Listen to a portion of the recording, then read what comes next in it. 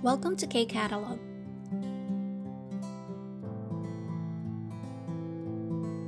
KIIP Level 2 Unit 6 ng textbook, nasa Munhwa Chongbo Culture and Information part tayo. Title ng article natin, Emoticon. So, basahin ko siya, no? 여러분은 문자를 보낼 때 어떻게 합니까? 요즘 사람들은 문자를 보낼 때 글자와 이모티콘을 함께 보냅니다. 이렇게 하면 기분이나 감정을 잘 전할 수 있고 재미도 있습니다.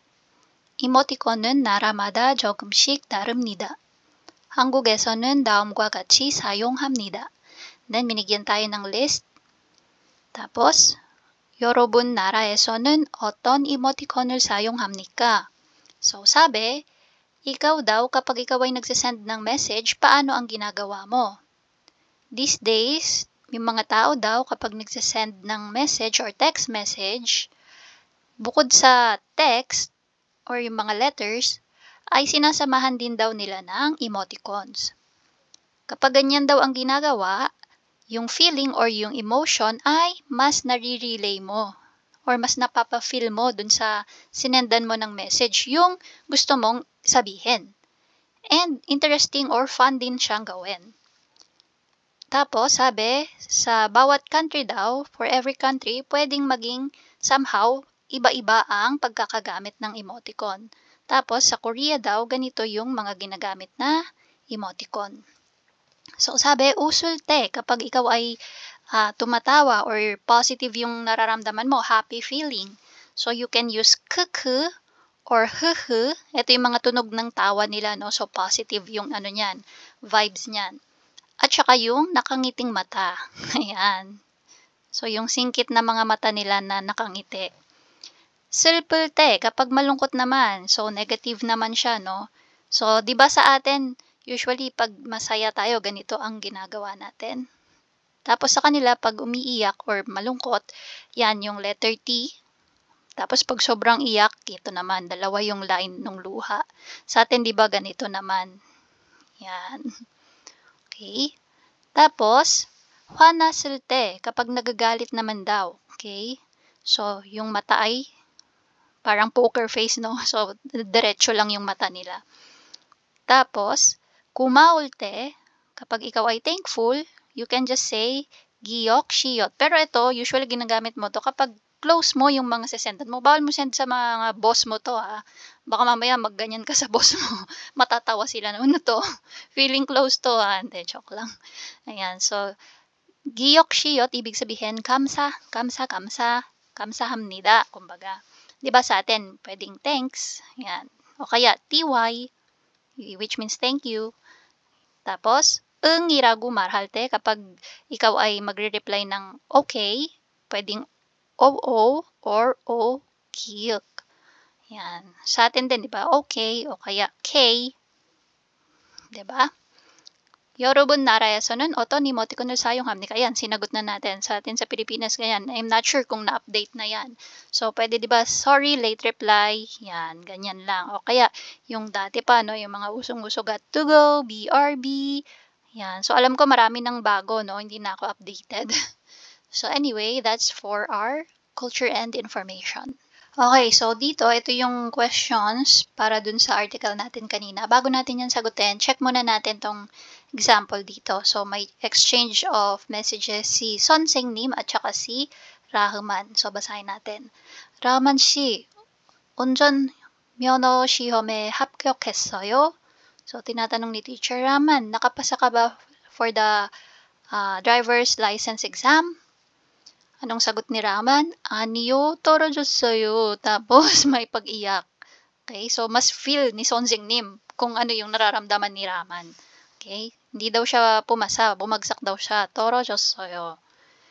Anong sagot ni Son Seng-nim? 시험이 어려웠어요. Mahirap ba yung exam? Sagot ni Rahman, 아니요, 제가 공부를 많이 못했어요. So, hindi naman daw mahirap, hindi lang siya masyadong nakapag-aral. Tapos, this time, sinamahan niya na ng stickers, no? Sticker na umiiyak. So, mas lalong feel. Okay? Next, 다음에는 꼭 합격할 거예요. 힘내요, sabi ni teacher. Next time, papasa ka na niyan. Tapos, be positive, kumbaga. himneyo. Tapos, tatagan mo lang ang loob mo, kumbaga yun. Tapos, may sinend pa si teacher na sticker, no? Fighting, yan, gumagalaw. Parang GIF tong mga to, eh. Tapos, sumagot si Raman, kamsahamnida, 선생님. So, di ba, sinagot niya, kamsahamnida, kasi si teacher yan, eh. Pero kung halimbawa, friend mo lang naman, you can just say, kiyok shiyot, which means kamsa, or kamsa. So, short for kamsahamnida or kamsaheyo. But again, for elders or yung mga matatanda sa atin, mas mataas sa atin, kamsahamnida, okay? We have to be very careful. Tapos, 선생님. Then, may nakangiting mata. So, ibig sabihin, good yung kanyang feeling. Kasi, inalo siya ni teacher, no? Yan. Sige, sagutan natin yung question. Number 1, 사람들은 왜 emoticon을 사용해요? Bakit daw gumagamit ang mga tao ng emoticon? So, ano yung natatandaan natin kanina? Na if natatandaan nyo, okay, sagutin natin. Sagot natin dyan is, 느낌이나,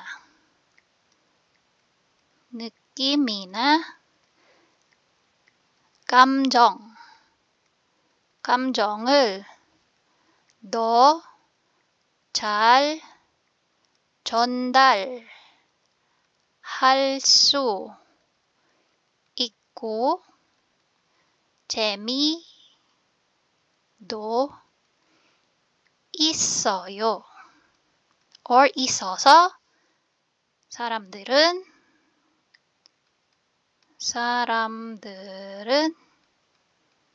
emoticon을 사용해요. Yan, haba ng sagot ko, no? emoticon을 사용해요. Okay, so again, yung answer for number 1, 느낌이나 감정을 더 잘 전달할 수 있고 재미도 있어서 사람들은 emoticon을 사용해요. So, para mas ma-relay or mas mapa-feel mo dun sa kausap mo yung iyong feeling or emotions. Kaya naman, gumagamit ang mga tao ng emoticon. Number 2, 웃을 때 사용하는 emoticon은 뭐예요? Ano daw yung ginagamit na emoticon? Okay, kapag masaya or tumatawa. So, ano yung ating naaalala na masaya? Diba ito siya, yung nakangiting mata. Ayan. Or, pwede din yung tunog ng kanilang pagtawa. K. Or, pwede din si h. Yan. Or, kung gusto mo ng sticker, ayan, masaya. Sobrang saya, yung mga yan. Pero yung nasa article natin kanina, itong tatlo. 여러분은 어떤 emoticon은 자주 사용해요? Tas ayan, ito, ano na lang yan. Based on your own opinion. Ano yung madalas mong gamitin? Ako, dito sa Korea, madalas kong gamitin yung nakangiti, syempre, at yung may kasamang tilde sign. So, parang yung tilde kasi is parang pa-sweet, kumbaga. Di ba? So, ayan. Pag tinatawag mo yung pangalan, Elishi, tapos may tilde, kumbaga, palambing. So, that's for our culture and information. Para naman sa ating 발음 pronunciation, number 1, 즐겁, 겐, 네, 요. magiging 즐겁겠네요. So, yung biyup tsaka giyok, so biyup plus giyok, naging sanggiyok. So, matigas dapat, no? 즐겁겠네요, walang hangin. Next, 좋겠네요. 좋겠네요. So, si hiyut, kasunod ay giyok, kaya ang sound ay kiyuk. 좋겠네요. Next, 무슨 일, magiging 무슨 일. Okay? 무슨 일. So, si iyang, dahil usually wala siyang value, kapag kasunod niya ay vowel, kumbaga yung niyan ay mapupunta lang din dun sa position ni iyang. Ayaw lumabas ng word ko. 무슨 일. Okay, so try nating i-apply. 오랜만에 가족들과 여행을 가요. 즐겁겠네요. 즐겁겠네요. 이번에 장학금을 받았어요. 기분이 좋겠네요. 기분이 좋겠네요. Highlight ko, no? 고향에 무슨 일로 가요? 무슨 일로 가요? 오빠가 결혼해요. Yan. So, that's for pronunciation. Our 배운 어휘 확인 vocabulary review. 기분이 좋다, feeling good. 기쁘다, glad. 행복하다, happy. 신나다, excited. 반갑다, that nice feeling or that welcoming feeling when you meet someone after not meeting them for a long time. So, kumbaga, ginagamit mo tong word na to or yung feeling na to kapag may imimit ka or may kikitain ka na mahalaga sa'yo. Yan. Or friend mo. Yan. So, that nice feeling, no? 즐겁다, enjoy. 기분이 안 좋다, feeling bad or not feeling good. 슬프다, sad. 외롭다, lonely. 화나다, angry or mad. 걱정되다, worry. 짜증나다, irritated or annoyed. 답답하다, frustrated or pwede ding suffocated. So, depende sa sitwasyon. Okay, so that's for our vocabulary review. And that's it. If you find this video helpful, please hit the like, share, and subscribe button. So I still hope to see you in the upcoming videos, and again, thanks for watching.